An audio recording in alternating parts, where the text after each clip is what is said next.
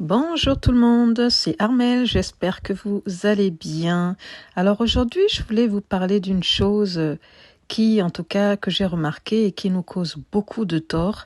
Une chose qui nous paralyse et nous empêche de porter du fruit, c'est que souvent, nous faisons un focus, une fixette sur les forces des autres au lieu de considérer nos propres forces.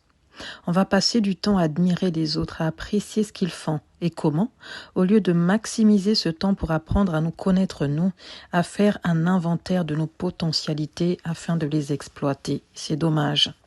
On pense que les autres ont tout reçu et que nous, on n'a rien, on a zéro. Quel mensonge de l'ennemi. Faites juste un test, les amis, en demandant à quelqu'un, peux-tu me lister des forces, des qualités que tu admires chez une personne que tu apprécies, par exemple? Vous verrez que cette personne saura sans difficulté vous aligner 5 voire 6 qualités qu'elle voit en cette personne-là. Ensuite, posez-lui la même question, mais cette fois-ci à propos d'elle-même. Vous verrez qu'elle aura du mal à vous en donner même une seule. Et cela montre à quel point l'être humain se sous-estime énormément. Mon ami, ce n'est pas parce que tout autour de toi, tu vois les autres plus actifs en train de se déployer que toi, tu es inférieur à eux ou encore que ta vie est un échec. Pas du tout, hein. Ces personnes ont juste compris, pour la plupart d'entre elles, que le temps est court et qu'il faut le maximiser. Elles se disent en elles-mêmes que leur vie doit compter et être utile aux autres.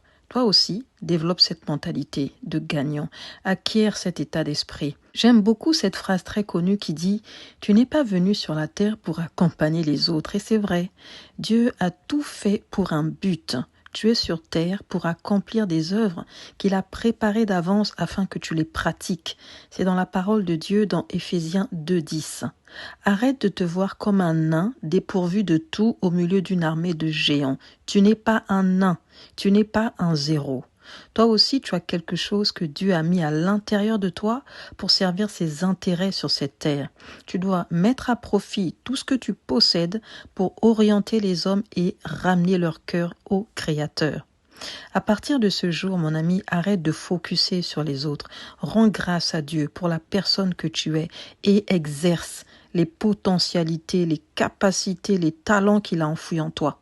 Deviens une personne sur qui Dieu et les autres peuvent compter pour changer leur vie. Voilà, sur ce, je souhaite à tous un excellent dimanche de Pentecôte et je vous dis à très très vite pour un prochain numéro. Bye bye!